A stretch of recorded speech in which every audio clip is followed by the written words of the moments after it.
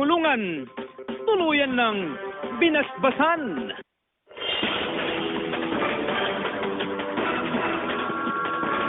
Magandang hapon, Hilaga at Gitnang Luzon. 7 umano'y sangkot sa ilegal na droga, kusang sumuko sa himpilan ng pulisya sa Santa Barbara, Pangasinan. Kasabay ng kanilang pangako na tatalikuran na ang masamang bisyo. Exclusive, Jasmine Gabriel. Voluntaryong sumuko sa himpilan ng pulisya ng Santa Barbara, Pangasinan ang 3 umano'y tulak at gumagamit pa ng ilegal na droga. Nauna rito, hinikayat ng mga opisyal ng barangay ang mga sangkot sa ilegal na droga na magbagong buhay.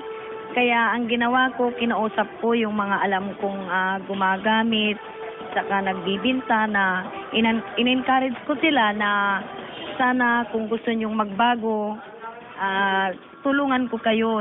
Nagbago na ako, kaya sumurinda raw. Matagal na kasi mami na nagbago. Ayon sa pulisya, importante ang pakikipagtulungan ng mga opisyal ng barangay sa pagsawatan ng ilegal na droga na isa sa pangunahing tututukan ng Duterte administration. Aminado ang lokal na pamahalaan na may mga drug personality sa bawat barangay sa bayan. Hindi naman sa almost 29 barangays ay meron.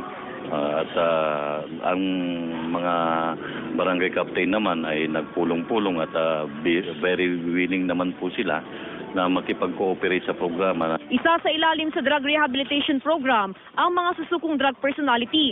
Nananawagan kami na huwag lang ipagpatuloy lalo na dito sa Santa Barbara kasi may kalalagyan po sila. Sa kabuuan, 7 katao ang sumuko sa Santa Barbara Police ngayong araw. Jasmine Gabriel, naghahatid ng Balitang Amyanan. Mahigit 200 drug personality naman sa Barangay Bunuan, Gasit, Dagupan City. Kusang lumantad at pumirma pa ng promissory note na ititigil na ang paggamit o pagtutulak ng ilegal na droga. Yan ang balitang tinutukan live ni Alfie Dulaga. Alfie! Yes, CJ, isang araw bago nga ang panunumpa ni President-elect Rodrigo Duterte, kusa nang lumulantad sa mga barangay ang mga drug dependent. Sa Barangay Bunuan, Gaset nga sa Dagupan City, aabot na sa 200 ang nangakong hindi na raw muling gagamit ng ilegal na droga. Nang manalo sa eleksyon sa pagkapresidente si Rodrigo Duterte, nagsimula na raw ang paglantad ng mga umano'y drug dependent sa Barangay Bunuan, Gaset, Dagupan City. Mismo ang barangay chairman na si Ricardo Mejia, aminadong marami siyang kabarangay na sangkot sa ilegal na droga. Kung susumahin daw, mahigit 800 na kanyang kabarangay ang kilalang sangkot sa ilegal na droga. Sa ngayon, aabot na sa 200 ang kusang lumantad at pumirma sa tinatawag nilang promissory note. Voluntaryong pumunta sa akin, umamin at pipirma siya na tatalikuran yung bagay na pagbibenta sa kapaggamit. Isa si Teresa, hindi na tunay na pangalan, na lumantad at pumirma sa promissory note na hindi na raw gagamit ng droga. May 5 anak si Teresa.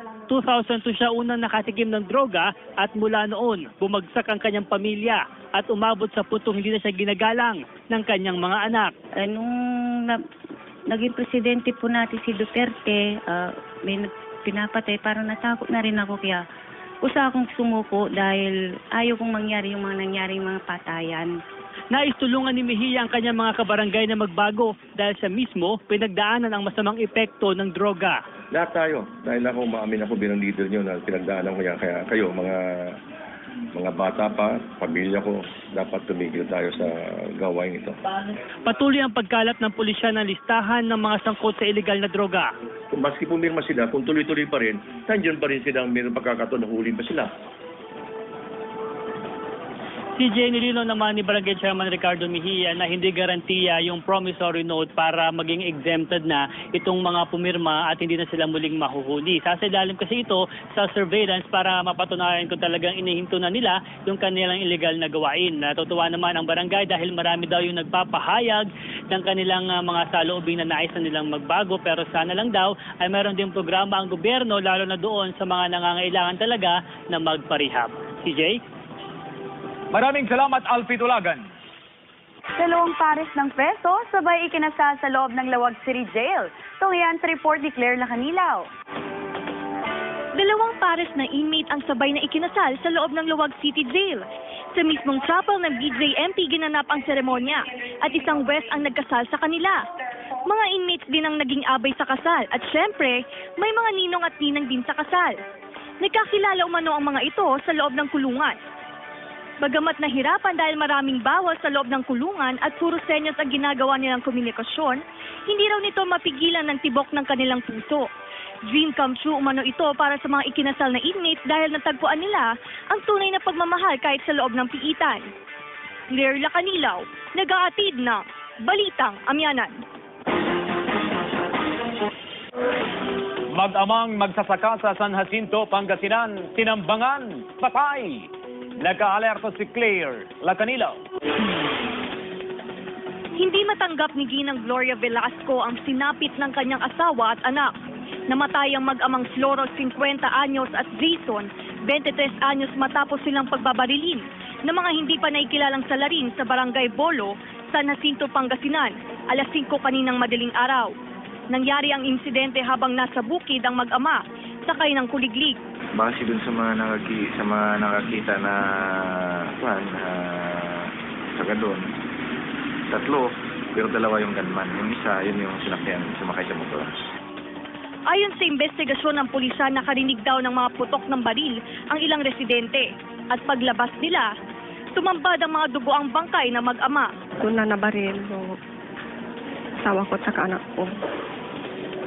Ayun, ma'am, kasi wala talaga akong maikwento kung wala naman silang away-away. Nakuha sa crime scene ng 6 na basyon ng kalibre 45 baril at 5 basyon ng 9mm na baril. Inaalam pa ang motibo at kung sino ang mga responsable sa krimen. Nakatakdang isailalim sa otopsiya ang labi ng mga biktima. Claire Lacanilaw, nag-aatid ng Balitang Amyanan. Timbog ng otoridad si Janet Alzate matapos maaktuhang nagbebenta ng shabu sa harap ng Abra Provincial Jail sa Bangged, Abra. Na-recover sa suspect ang 500 pesos na marked money at 2 pakete ng hinihinalang shabu na nakalagay sa coin purse. Nakuha rin ang 6 na maliliit na pakete ng shabu sa loob ng tricycle na inarkila ng suspect at ilan pang drug paraphernalia. May mga shabu rin na isinilid sa loob ng ballpen. Itinanggi ni Alzate ang paratang sa kanya pero inamin niya na gumagamit siya ng shabu. Ramdam umano ngayon ng Regional Crime Laboratory Office 1 ang kakulangan ng kemis dahil sa kaliwat ka ng operasyon kontra illegal na droga. May live report si Joan Ponsoy. Joan! CJ, karagdagang pwersa ng PNP Crime Laboratory ang dapat umanong matugunan sa pagpasok ng Duterte administration, lalo't inaasahan talaga itong mas maigting na kampanya kontra illegal na droga. Mula Enero hanggang Hunyo nitong taon, umabot na sa mahigit 4 na rang operasyon kontra illegal na droga ang sinagawa sa Pangasinan. Mahigit 500 drug personality ang naaresto ng otoridad. Sa kabila ng kaliwat ka ng operasyon kontra illegal na droga, aminado ang Crime Laboratory sa Rehiyon 1 sa kakulangan ng chemist. Meron tayong kakulangan sa chemist kasi sa dami ng drug cases ngayon, no? So, ang ginawa ko, nag-request na ako sa National Crime Lab Headquarters. 2 lang ang chemist sa crime lab ng Pangasinan. Hindi pinapayagang mag-leave ng sabay ang mga chemist para hindi maantala ang resulta ng eksaminasyon. We note out na to sa Supreme Court. And we requested the Supreme Court that on the face of the document presented, yung findings ng crime lab must be admitted on its face. Kung ano yung sinasabi doon, the forensic is no longer required to attend the court duty. Yun na yun. Aabot sa 50 drug cases ang naidudulog sa Pangasinan Provincial Crime Lab kada linggo. Higit raw nakakailanganin ng karagdagang pwersa ng Crime Laboratory dahil sa mandato ni incoming President Rodrigo Duterte na puksain ang illegal na droga sa bansa. Ang ginawa ko, nag-request na ako sa National Crime Lab Headquarters para bigyan tayo ng additional chemist dito sa ating region. CJ, ayon nga sa Region 1 Crime Laboratory, bawat probinsya sa Rehiyon 1 ay merong tigi-isang chemist. Maliban na lamang sa probinsya ng Pangasinan na merong 2 chemist dahil na rin sa lawak nito. Sa ngayon nga ay nag-request na umano ang Region 1 Crime Lab ng 2 chemist sa National Headquarters. CJ? Maraming salamat, Joan Ponsoy. Dahil sa kahirapan, mag-aaral sa La Paz, Tarlac, tsinelas ang ginagamit na pambura. Tungayan sa report ni Marjorie Padua. Imbis na eraser, tsinelas ang ginagamit na pambura ng batang si Harold Labutong, grade 2 pupil ng Ingracio M. Castañeda Central Elementary School sa La Paz, Tarlac. Mula umano nang mawala ng eraser si Harold, hindi na muling nakabili kaya nagpa siyang bata na tsinelas na lang ang gagamitin niyang pambura. Pinapahiram naman daw siya ng eraser pero mas gusto raw niyang gamitin ang kanyang tsinelas para iwasto ang mga mali nito sa pagsusulat. Pudpud na rin ang lapis ni Harold. Gamit pa niya ito noong nakaraang school year at hindi na nakabili ng bago dahil sa hirap ng buhay. Sa kabila nito, porsigido si Harold na makatapos ng pag-aaral at makamit ang pangarap sa buhay. Masipag pong mag-aaral itong batang ito. Masayahin. Marjorie Padua, naghahatid ng Balitang Amyanan. Miss. 75 anyos na lolang patawid sa kalsada, nabundol ng motorsiklo, patay. Jasmine Gabriel, pasok. Patay ang 65 anyos na lola matapos mabundol ng motorsiklo sa Urdaneta City, Pangasinan. Base sa investigasyon ng pulisya, patawid ang biktimang si Gloria Gatchalian pauwi sa kanyang barong-barong sa silong ng tulay ng mangyaring aksidente. Isinugod pa sa pagamutan ng biktima, pero idiniklarang dead on arrival. Hindi naman siya masyadong mabilis, kaya lang hindi niya siguro napansin yung matanda. Dahil matanda na ngayong uugod-ugod na rin yung matanda na nag-cross sa kalsada. Yun, nabunggo niya. Hindi raw napansin ng driver ng motorsiklo na si Janiel Renier Mendoza ang pagtawid ng biktima sa kalsada. Handa raw ang driver na akuin ang lahat ng gastusin sa pagpapalibing sa biktima. Kahit magbigay ng madam, kasi wala kami pera, madam. Kaninang umaga, nagkausap na ang kaanak ng biktima at ang driver. Jasmine Gabriel, naghahatid ng Balitang Amyanan. Patay ang 12 anyos na bata matapos mahulog sa sinasakyang trailer jeep sa Manawag, Pangasinan. Kargado ang jeep ng 5 baka na dadalhin sana sa slaughterhouse ng Magaldan. Bigla umanong nagwala ang mga baka, kaya nawalan ng kontrol sa manibela ang driver na si Herminio Corpus. Bumaliktad ang sasakyan at nahulog ang batang biktima na si Isidro Cabanig.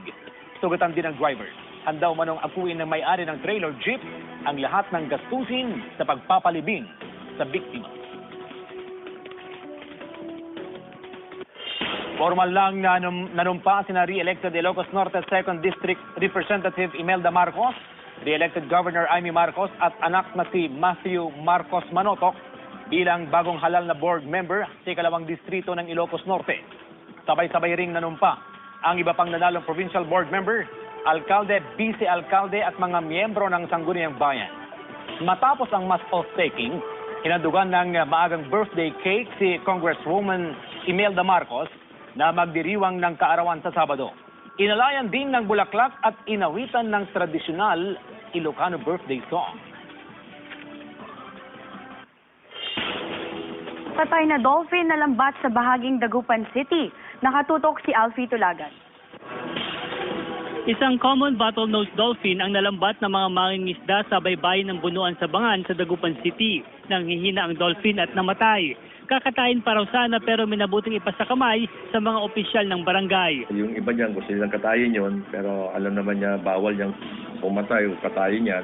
So inahaw nila, pero bago ihaw niyan, namatay na. Ayon sa BFAR Nifty DC sa Dagupan City, posibleng nalambat ang dolphin sa illegal na paraan. Wala po siyang external makikita, hindi, pero makikita mo po doon sa dolphin na dumugo po yung sa may bandang, sa may bunganga na po niya. And then, internal. Inilibing ang dolphin sa fish cemetery sa BFAR compound. Ito na ang ika-30 dolphin na nakalibing sa fish cemetery. Samantala, ligtas na ang sugatang male rough-toothed dolphin na nasagi patapos maanod sa baybayin ng Badok, Ilocos Norte. Ayon sa Provincial Fishery and Regulatory Coordinator, unti-unti nang bumabalik ang lakas ng dolphin matapos magamot ang malalaking sugat sa katawan. Kumakain na rin ito at nakakalangoy pero kailangan daw kumpletohin ang 5 araw na rehabilitasyon bago ito pakawalang muli sa dagat. Paalala ng BFAR, paglabag sa Fisheries Code ang panguhuli at pagkatay sa mga dolphin. Alfie Tulagan, naghahatid ng Balitang Amyanan. Dahil sa mainit na panahon, sa ilalim ng puno, nagkaklase ang mga grade 5 pupil ng Namalpalan Elementary School sa Magsingal, Ilocos Sur.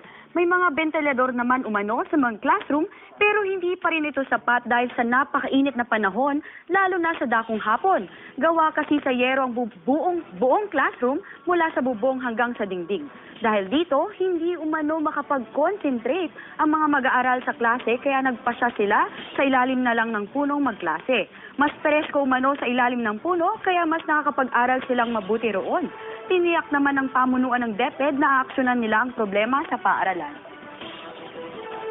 Public service announcement muna tayo mula sa DECORP. Tuloy na scheduled power interruption ang mararanasan sa ilang bahagi ng Dagupan City, Calasiao at Santa Barbara, Pangasinan sa Biyernes, July 1. Maganda na ang mga residente ng Karanglan Tubang Road at ilang bahagi ng Barangay Tubang sa Dagupan City sa 9 na oras na power interruption. Ganon din ang mga taga-Barangay Malanay, Gagasangin, Talongge, Poblacion Norte, Poblacion Sur at ilang bahagi ng Maningding na bahagi ng Santa Barbara na apektado ng 8 oras na kawalan ng kuryente. Ang iba pang lugar na mawawala ng supply ng kuryente, makikita nyo sa inyong TV screen.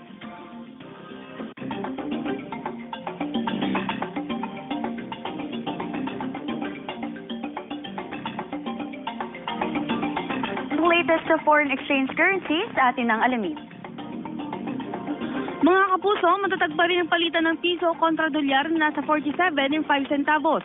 Nasa 62 and 79 centavos ang palitan ng pound ngayong araw. 36 pesos at 14 centavos naman ang palitan ng Canadian dollar. At nasa 124 pesos and 74 centavos naman ang halaga ng dinar.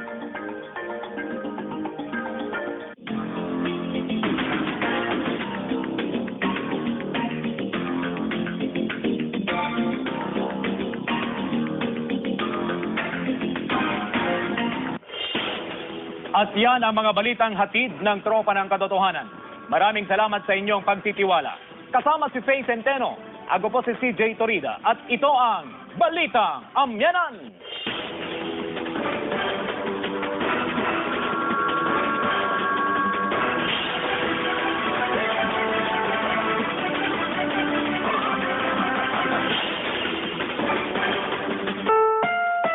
Ng kanyang asawa at anak.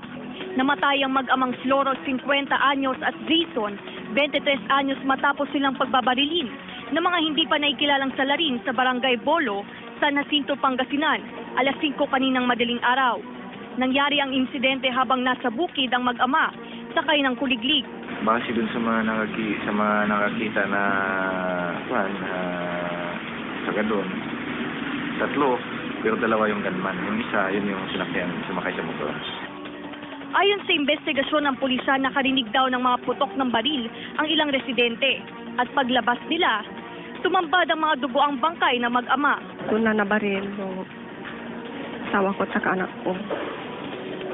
Ayun ma'am, kasi wala talaga akong maikwento kung wala naman silang kaaway-away. Nakuha sa crime scene ng 6 na basyon ng kalibre 45 baril at 5 basyon ng 9mm na baril. Inaalam pa ang motibo at kung sino ang mga responsable sa krimen. Nakatakdang isailalim sa otopsiya ang labi ng mga biktima. Claire Lacanilaw, nag-aatid ng Balitang Amyanan. Timbog ng otoridad si Janet Alzate matapos maaktuhang nagbebenta ng shabu sa harap ng Abra Provincial Jail sa Bangged, Abra. Na-recover sa suspect ang 500 pesos na marked money at 2 pakete ng hinihinalang shabu na nakalagay sa coin purse. Nakuha rin ang 6 na maliliit na pakete ng shabu sa loob ng tricycle na inarkila ng suspect at ilan pang drug paraphernalia. May mga shabu rin na isinilid sa loob ng ballpen. Itinanggi ni Alzate ang paratang sa kanya pero inamin niya na gumagamit siya ng shabu. Ramdam umano ngayon ng Regional Crime Laboratory Office 1 ang kakulangan ng kemis dahil sa kaliwat ka ng operasyon kontra illegal na droga. May live report si Joan Ponsoy. Joan! CJ, karagdagang pwersa ng PNP Crime Laboratory ang dapat umano matugunan sa pagpasok ng Duterte administration, lalo't inaasahan talaga itong mas maigting na kampanya kontra illegal na droga. Mula Enero hanggang Hunyo nitong taon, umabot na sa mahigit 4 na rang operasyon kontra illegal na droga ang sinagawa sa Pangasinan. Mahigit 500 drug personality ang naaresto ng otoridad. Sa kabila ng kaliwat ka ng operasyon kontra illegal na droga, aminado ang Crime Laboratory sa Rehiyon 1 sa kakulangan ng chemist. Meron tayong kakulangan sa chemist kasi sa dami ng drug cases ngayon, no? So, ang ginawa ko, nag-request na ako sa National Crime Lab Headquarters Dalawa lang ang chemist sa crime lab ng Pangasinan. Hindi pinapayagang mag-leave ng sabay ang mga chemist para hindi maantala ang resulta ng eksaminasyon. Renier Mendoza ang pagtawid ng biktima sa kalsada. Handa raw ang driver na akuin ang lahat ng gastusin sa pagpapalibing sa biktima. Kahit magbigay ng madam kasi wala kami pera, madam. Kaninang umaga, nagkausap na ang kaanak ng biktima at ang driver. Jasmine Gabriel, naghahatid ng Balitang Amyanan. Patay ang 12 anyos na bata matapos mahulog sa sinasakyang trailer jeep sa Manawag, Pangasinan. Kargado ang jeep ng 5 baka na dadalhin sana sa slaughterhouse ng Magaldan. Bigla umanong nagwala ang mga baka, kaya nawalan ng kontrol sa manibela ang driver na si Herminio Corpus. Bumaliktad ang sasakyan at nahulog ang batang biktima na si Isidro Cabanig. Sugatan din ang driver. Handa umanong akuin ng may-ari ng trailer jeep ang lahat ng gastusin sa pagpapalibing sa biktima. Formal lang na nanumpa sina re-elected Ilocos Norte 2nd District Representative Imelda Marcos, re-elected Governor Amy Marcos at anak na si Matthew Marcos Manotok bilang bagong halal na board member sa ikalawang distrito ng Ilocos Norte. Sabay-sabay ring nanumpa ang iba pang nanalong provincial board member, alkalde, vice-alkalde at mga miyembro ng Sangguniang Bayan. Matapos ang mass oath-taking, hinandugan ng maagang birthday cake si Congresswoman Imelda Marcos na magdiriwang ng kaarawan sa Sabado. Inalayan din ng bulaklak at inawitan ng tradisyonal Ilocano birthday song. Patay na dolphin na lambat sa bahaging Dagupan City. Nakatutok si Alfie Tulagan. Isang common bottlenose dolphin ang nalambat ng mga mangingisda sa baybayin ng Bunuan sa Bangan sa Dagupan City. Nanghihina ang dolphin at namatay. Kakatayin pa raw sana pero minabuting ipasakamay sa mga opisyal ng barangay. Yung iba niyan gusto nilang katayin yon, pero alam naman niya bawal niyang pumatay o katayin yan. So inahaw nila, pero bago ihaw niyan, namatay na. Ayon sa BFAR Nifty DC sa Dagupan City, posibleng nalambat ang dolphin sa illegal na paraan. Wala po siyang external makikita, hindi, pero makikita mo po doon sa dolphin na dumugo po yung sa may bunganga na po niya. And then, internal. Inilibing ang dolphin sa Fish Cemetery sa BFAR compound. Ito na ang ika-30 dolphin na nakalibing sa Fish Cemetery. Samantala, ligtas na ang sugatang male rough-toothed dolphin na nasagi patapos maanod sa baybayin ng Badok, Ilocos Norte.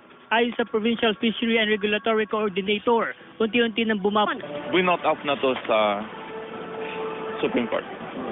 And we requested the Supreme Court that on the face of the document presented, yung findings ng crime lab must be admitted on its face.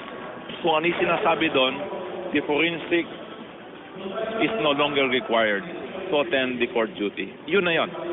Aabot sa 50 drug cases ang naidudulog sa Pangasinan Provincial Crime Lab kada linggo. Higit raw nakakailanganin ng karagdagang pwersa ng crime laboratory dahil sa mandato ni incoming President Rodrigo Duterte na puksain ang illegal na droga sa bansa. Ang ginawa ko, nag-request na ako sa National Crime Lab Headquarters para bigyan tayo ng additional chemist dito sa ating region.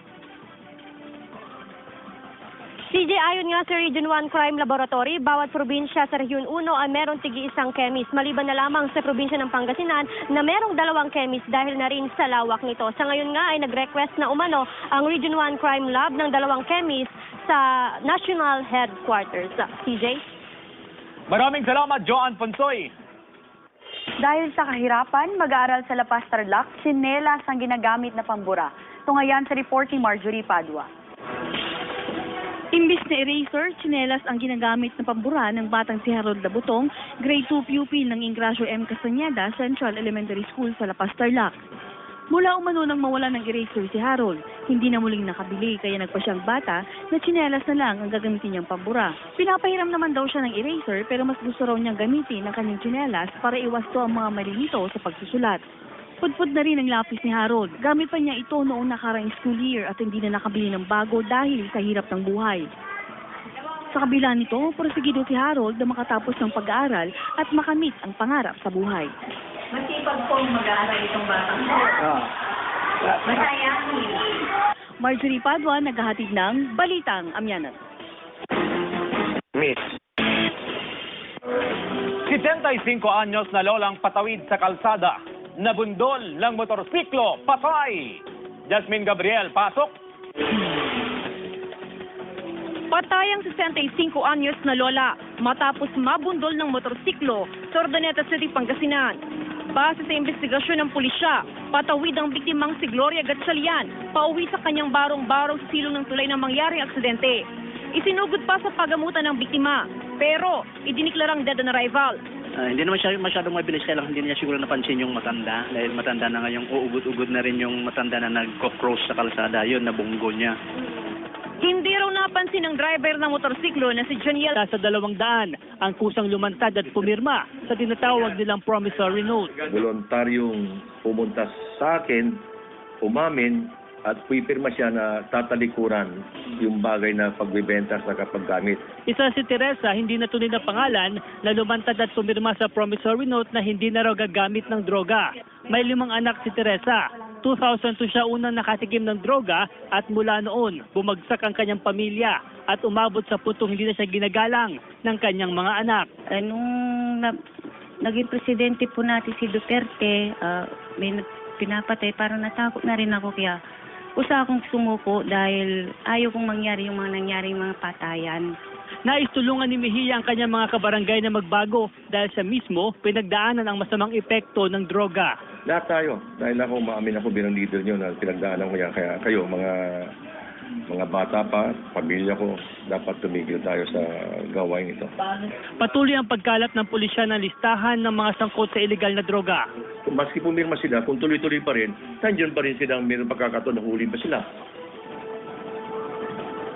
CJ, nilinaw naman ni Barangay Chairman Ricardo Mejia na hindi garantiya yung promissory note para maging exempted na itong mga pumirma at hindi na sila muling mahuhuli. Sasailalim kasi ito sa surveillance para mapatunayan kung talagang inihinto na nila yung kanilang illegal na gawain. Natutuwa naman ang barangay dahil marami daw yung nagpapahayag ng kanilang mga saloobin na nais na nilang magbago, pero sana lang daw ay meron din programa ang gobyerno lalo na doon sa mga nangangailangan talaga na magparehab. CJ? Maraming salamat, Alfie Tulagan. 2 pares ng peso, sabay ikinasal sa loob ng Lawag City Jail. Tungyan sa report ni Claire Lacanilaw. 2 pares na inmate ang sabay na ikinasal sa loob ng Lawag City Jail.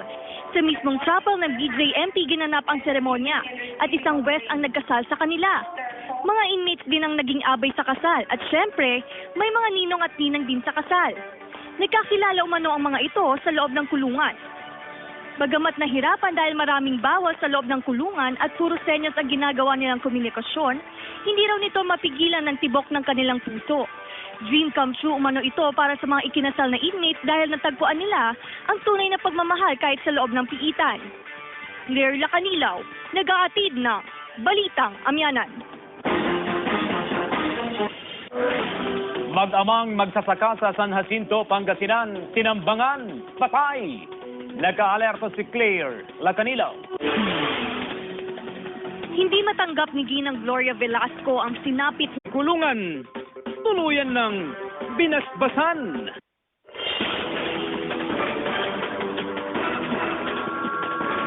Magandang hapon, Hilaga at Gitnang Luzon. 7 umano'y sangkot sa illegal na droga, kusang sumuko sa himpilan ng pulisya sa Santa Barbara, Pangasinan. Kasabay ng kanilang pangako na tatalikuran na ang masamang bisyo. Exclusive, Jasmine Gabriel. Voluntaryong sumuko sa himpilan ng pulisya ng Santa Barbara, Pangasinan ang 3 umano'y tulak at gumagamit pa ng illegal na droga. Nauna rito, hinikayat ng mga opisyal ng barangay ang mga sangkot sa illegal na droga na magbagong buhay. Kaya ang ginawa ko, kinausap ko yung mga alam kong gumagamit, saka nagbibinta, na in-encourage ko sila na sana kung gusto nyong magbago, tulungan ko kayo. Nagbago lang ako, kaya sunurin daw. Matagal na kasi mami na nagbago. Ayon sa pulisya, importante ang pakikipagtulungan ng mga opisyal ng barangay sa pagsawatan ng illegal na droga na isa sa pangunahing tututukan ng Duterte administration. Aminado ang lokal na pamahalaan na may mga drug personality sa bawat barangay sa bayan. Hindi naman sa almost 29 barangays ay meron. At ang mga barangay captain naman ay nagpulong-pulong at very willing naman po sila na makipag-cooperate sa programa. Isa sa ilalim sa drug rehabilitation program ang mga susukong drug personality.